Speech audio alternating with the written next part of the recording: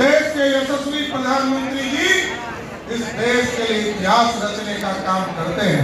और जब 2019 में आपने चुनाव जिताया तो याद कीजिए 370 हमारा पूरा पूर्वज भारतीय जनता पार्टी के पूरे पूर्वज कहते कहते थक गए थे, नहीं चलेगा 2 विधान, नहीं चलेगा 2 निशान, नहीं चलेगा 2 प्रधान।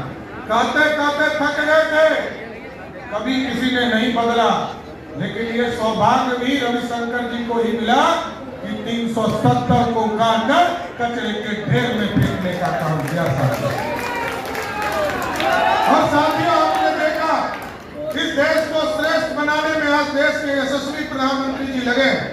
पूरी दुनिया में डंका बज रहा है और डंका इसलिए बज रहा है कि देश में गरीब कल्याण का भी काम हो रहा है, आर्थिक स्थिति को भी ठीक किया जा रहा है।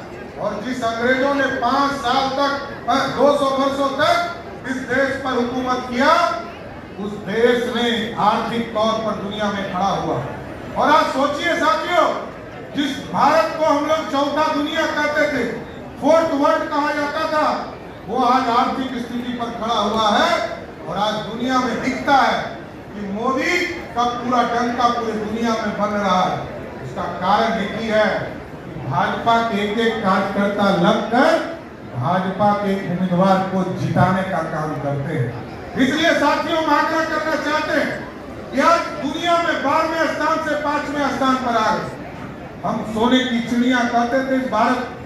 कभी अंग्रेज आए उसने लूट लिया, कभी मुगल आए उसने लूट लिया, कभी मोहम्मद गजनी आया उसने 17 बार भारत को लूटा साथियों।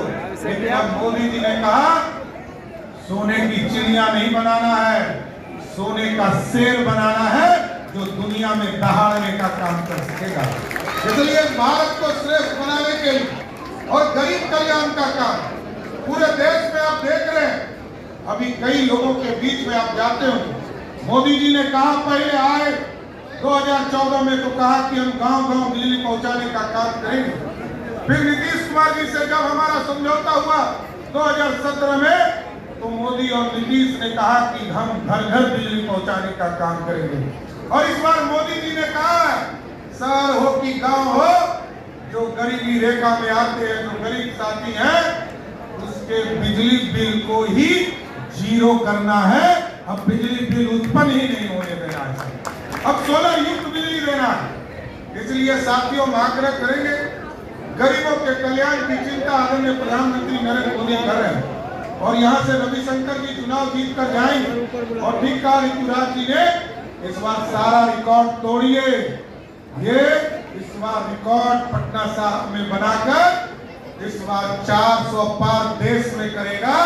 बिहार में 40 का 40 सीट जीतेंगे और पटना साहब में 4 लाख पार करने का काम करना है साथियों। इसलिए हम लोगों को भी 4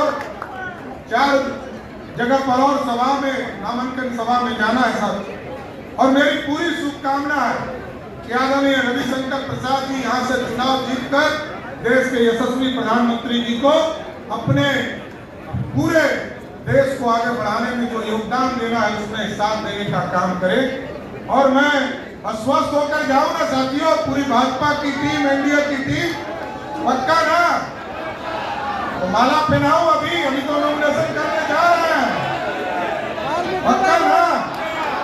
वो पक्का भी माला सभी लोग मिलकर पहनाएंगे, उसी माला से जाएंगे नॉमिनेशन करने के लिए।